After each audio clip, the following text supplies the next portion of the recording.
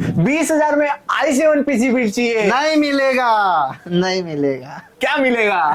20,000 में आपको मिल जाएगा sir Ryzen 5 4500 processor, i5 10400F मिल जाएगा। दोनों एक इंटेल पीसी बिल्ड है, एक Ryzen 5 4500, motherboard A520, 8GB RAM, 512GB SSD, 2GB graphic card, 500 what power supply, gaming cabinet, keyboard mouse. Intel की अगर बात करूँ तो 10400F 410 motherboard, 8GB RAM, 512GB SSD, 2GB graphic card, 500 what power supply, gaming cabinet, keyboard mouse. ये सब आपको 20,000 में मिल जाएगा।